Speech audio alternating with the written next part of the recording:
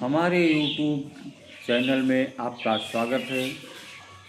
तो आइए आज इस वीडियो में हम संवत्सर के बारे में कुछ चर्चा करेंगे।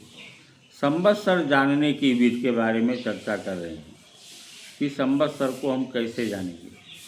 तो वर्तमान विक्रमी संवत में 9 जोड़कर प्राप्त संख्या को 60 से विभाजित करने पर जो शेष बचेगा वही गत संवत्सर होगा। संवत्सर के प्रवेश, निवास एवं वाहन आदि द्वारा जातक के शुभत्व एवं देशगत, कृषि, वर्षा आदि का विचार किया जाता है। प्रायः संवत्सरों के नाम से ही उनके शुभत्व का संकेत मिल जाता है। यह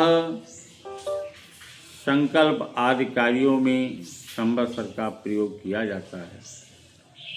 भारतीय वर्षमान पद्धति प्राचीन ऋषियों द्वारा प्रतिपादित वर्षमान में तथा आधुनिक वेद सिद्ध शोधानुसार प्रणीत वर्षमान में बहुत ही अल्पांतर रहता है।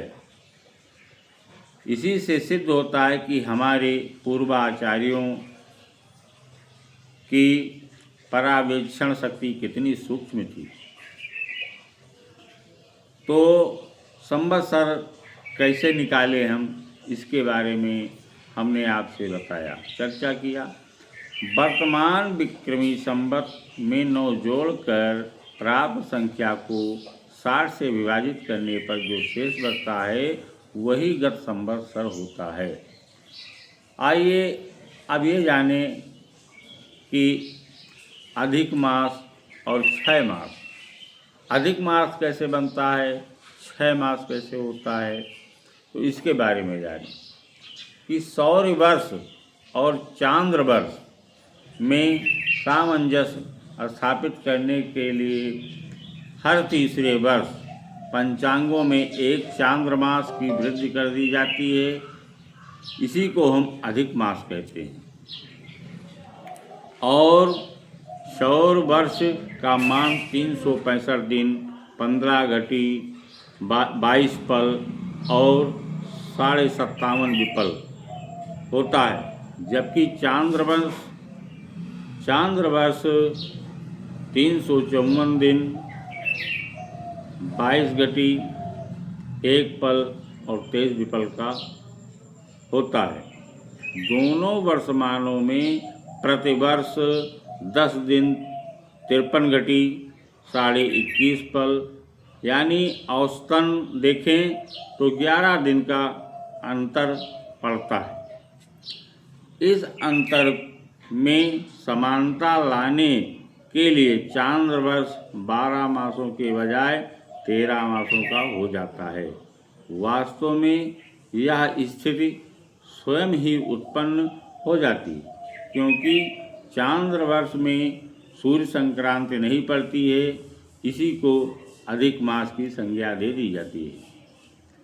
इसी भांति जिस चांद्र वर्ष में 2 संक्रांतियाँ का समावेश हो जाए वह 6 मास कहलाता है। तो 6 मास केवल कार्तिक, मार्गशीर्ष व पौष मासों में होता है।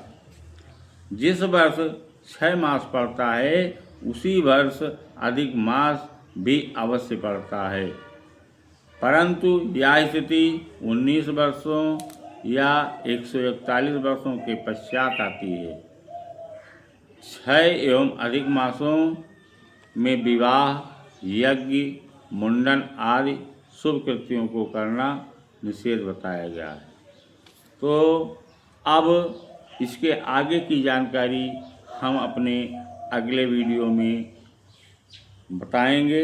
इसी के साथ हमारे वीडियो को देखते रहें, चैनल को सब्सक्राइब करें। सादर जय सिया राम, राधे राधे।